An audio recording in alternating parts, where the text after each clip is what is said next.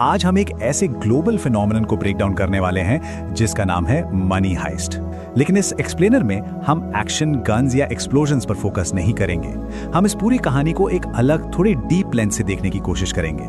ये massive 5 season लंबी कहानी एक्चुअली एक डीपली स्ट्रेसफुल ह्यूमन एंडेवर की कहानी है। ये इस बारे में है कि एक्सट्रीम प्रेशर में इंसान कैसे ऑपरेट करता है। देखा जाए तो हाइस्ट हमेशा बहुत ग्लैमरस लगते हैं, है ना? स्मार्ट प्लान्स, कूल आउटफिट्स, अचानक से बहुत सारा पैसा। पर रियलिटी इससे बिल्कुल अलग होती है। इन रेड जंप सूट्स और डाली मास्क्स के पीछे सच्चाई एक कांस्टेंट एंजाइटी और प्रोफाउंड ह्यूमन स्ट्रेस की है। ये दिखाता है कि वेल्दी होने की इस दौड़ में लॉयल्टीज कितनी जल्दी शिफ्ट होती हैं और इसका इमोशनल टोल कितना हैवी होता है। कंट्रोल बस एक इल्यूजन बनकर रह जाता है। तो सबसे पहले बात करते हैं द रॉयल मिंट प्लान की। कहानी का पहला phase the royal mint of Spain से शुरू होता है। प्रोफेसर, जो इस पूरे प्लान के मास्टरमाइंड थे, उनका गोल किसी और का पैसा चुराना नहीं था। उनका प्लान था 2.4 बिलियन यूरोस खुद प्रिंट करना। और इस एक्सट्रीम प्लान को एग्जीक्यूट करने के लिए उन्होंने 5 महीने की ट्रेनिंग के दौरान कुछ बहुत ही स्ट्रिक्ट रूल्स बनाए थे। कोई असली नाम नहीं यूज करेगा, कोई पर्सनल रिश्ते नहीं बनाएगा और सबसे जरूरी, किसी की जान नहीं जानी चाहिए। प्रोफेसर एक्चुअली ह्यूमन नेचर पर एक एब्सोल्यूट ऑर्डर इंपोज करना चाहते थे, क्योंकि उन्हें पता था कि इमोशनल अटैचमेंट्स हमेशा केओस क्रिएट करते हैं। लेकिन होता क्या है? ये परफेक्ट थ्योरी एक्चुअल रियलिटी से टकराकर फेल होने लगती है। रूल्स बहुत जल्दी टूटने लगते हैं। हाइस्ट सच में शुरू होने से पहले ही टोक्यो और रियो सीक्रेटली एक दूसरे के प्यार में पड़ जाते हैं और अपने रियल नेम्स तक शेयर कर लेते हैं। तो एक प्लान जो पेपर पर बिल्कुल फ्लॉलेस था, जब वो रियल ह्यूमन इमोशन से टकराया तो डे 1 से ही फ्रैक्चर होने लगा। और यही हमें ले जाता है दूसरे हिस्से पर, hostages and changing loyalties. Royal mint के अंदर टेंशन सिर्फ पुलिस और रॉबर्स के बीच नहीं चल रही थी। सबसे इंटेंस डायनामिक तो उन रॉबर्स और अंदर फंसे हॉस्टेजेस के बीच था। यहाँ हमें एक डीपली कॉम्प्लेक्स साइकोलॉजिकल कॉन्सेप्ट देखने को मिलता है जिसे एम्पैथी शिफ्ट कहते हैं। जैसे मोनिका की स्टोरी इसका एक परफेक्ट एग्जाम्पल है। एक अब्यूज्ड और डरी हुई हॉस्टेज होने के बावजूद जब बर्लिन ने उसे मारने का ऑर्डर दिया तो डेनवर ने अपनी जान रिस्क पर डालकर उसे एक वॉल्ट में छुपाया। इस एक्सट्रीम सर्वाइवल डिस्ट्रेस के बीच एक कैप्टर और कैप्टिव में इमोशनल बॉन्ड बन गया। ये दिखाता है कि इंसानी कनेक्शन असल में कितना मेसी और अनप्रेडिक्टेबल होता है। और जैसे जैसे वक्त बीता, मोरालिटी का कॉन्सेप्ट पूरी तरह से रिलेटिव बन गया। पब्लिक इन रॉबर्ट्स को एक रेजिस्टेंस सिंबल की तरह देखने लगी। उन्हें लगने लगा कि सिस्टम करप्ट है। पर दूसरी तरफ पुलिस और गवर्नमेंट, जिनका काम एक्चुअली पब्लिक प्रोटेक्शन था, वो कंप्लीटली अनएथिकल टैक्टिक्स पर उतर आए। जैसे रियो को इल्लीगली डिटेन करना और टॉर्चर करना। राइट और रॉन्ग के बीच की लाइन अब पूरी तरह से धुंधली हो चुकी थी। अब आते हैं तीसरे फेज पर, द बैंक ऑफ स्पेन। ये जो दूसरा हाइस्ट था, ये पैसों या वेल्थ के लालच के बारे में बिल्कुल नहीं था। ये प्योर इमोशनल डेस्परेशन पर बेस्ड था। इस टाइमलाइन को अगर हम ध्यान से देखें तो 5 महीने की इंटेंस ट्रेनिंग के बाद पहला सक्सेसफुल हाइस्ट हुआ। फिर इन सबको 3 साल की अनईजी पीस मिली जहां ये छुपकर रह रहे थे। पर जब रियो अरेस्ट होता है तो ये शांति पूरी तरह शैटर हो जाती है।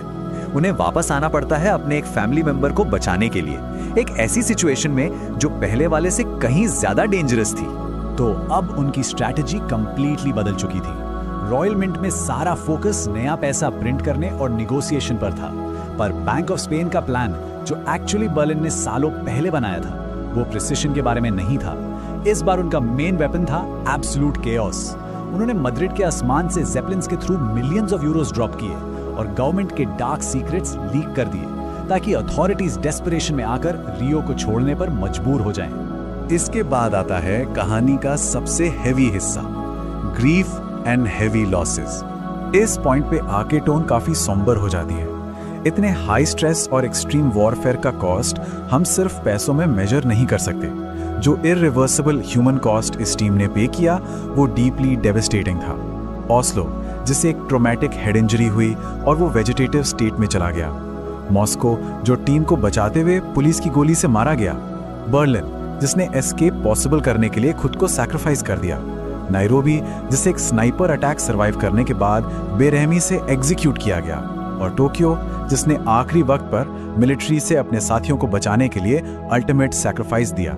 ये सब एक दूसरे की फैमिली बन चुके थे और इन लॉसेस को कोई रिप्लेस नहीं कर सकता था।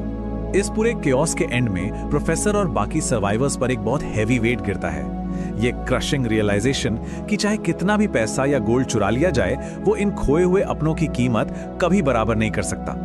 एक ब्रिलियंट मास्टरमाइंड होने के बावजूद प्रोफेसर को डिफीट और एक्सट्रीम ग्रीफ का प्रोफाउंड एहसास होता है। और अब हम आते हैं फाइनल पार्ट पर, द फाइनल इल्यूजन। ये सब हमें कहानी के एब्सोल्यूट क्लाइमैक्स की तरफ ले जाता है, जब फिजिकल गोल्ड फाइनली बाहर निकाल लिया जाता है। पर द फाइनल ट्विस्ट इस हाइस्ट के बारे में नहीं, बल्कि डायरेक्टली उस सोसाइटी के बारे में एक डीपली रिलेटेबल ट्रूथ रिवील करता है जिसमें हम सब रहते हैं। The number is 0। जब पब्लिक को पता चलने वाला होता है कि स्पेन के नेशनल रिजर्व में अब एग्जैक्टली 0 गोल्ड बचा है, तो इकोनॉमी कंप्लीटली कोलैप्स होने के ब्रिंक पर आ जाती है। यहाँ पर प्रोफेसर गवर्नमेंट रिप्रेजेंटेटिव तमायो के लिए एक इम्पॉसिबल साइकोलॉजिकल ट्रैप सेट करते हैं। तमायो के पास सिर्फ 2 रास्ते थे, या तो वो सच बोल दे कि गोल्ड चोरी हो गया है, रॉबर्स को अरेस्ट करे और देश की इकोनॉमी को पूरी तरह टैंक होने दे, या फिर एक बहुत बड़े झूठ को कमिट करे, फेक गोल्ड एक्सेप्ट करे, इकोनॉमी बचा ले और सबकी नजरों में हीरो बन जाए। प्रोफेसर ने उन्हें एक्चुअल गोल्ड दिया ही नहीं, उन्होंने तमायो को सिर्फ ब्रास ब्लॉक्स दिए जिन्हें गोल्ड कलर से पेंट किया गया था, सोने से रंगे पीतल के टुकड़े। और सबसे हैरानी की बात यह थी कि गवर्नमेंट को पब्लिक ऑर्डर मेंटेन करने के लिए और अपना सिस्टम बचाने के लिए इस फेक गोल्ड को, इस इल्यूजन को चुपचाप एक्सेप्ट करना पड़ा। और यही इस पूरी स्टोरी का सबसे बड़ा फिलोसॉफिकल टेक अवे है। पैसा, वेल्थ, रिजर्व्स, ये सब एक्चुअली क्या है? ये सिर्फ एक अग्रीड अपॉन फिक्शन है। हम एक पेपर या पेंटेड ब्रास को वैल्यू देते हैं क्योंकि सोसाइटी ने एक साथ डिसाइड किया कि इसकी वैल्यू है। आम लोग अपनी डेली लाइफ्स में अपने फाइनेंसेस को लेकर जो इमेंस स्ट्रेस फील करते हैं, उसका बेसिक फाउंडेशन भी इसी तरह के एक बहुत फ्रैजाइल इल्यूजन पर टिका हुआ है। तो सोचने वाली बात यह है, अगर एक पूरे देश की इकोनॉमी और स्टेबिलिटी बिना किसी प्रॉब्लम के सिर्फ नकली सोने यानी पेंटेड ब्रास पर टिकी रह सकती है, तो उस दौलत की एक्चुअल रियल वैल्यू क्या है जिसके पीछे हम अपना मेंटल पीस खोते हैं और एंडलेसली भागते रहते हैं? ये एक ऐसा सवाल है जो हमें अपनी प्रायोरिटीज पर दोबारा गौर करने पर मजबूर करता है। आज के इस ब्रेकडाउन के लिए बस इतना ही।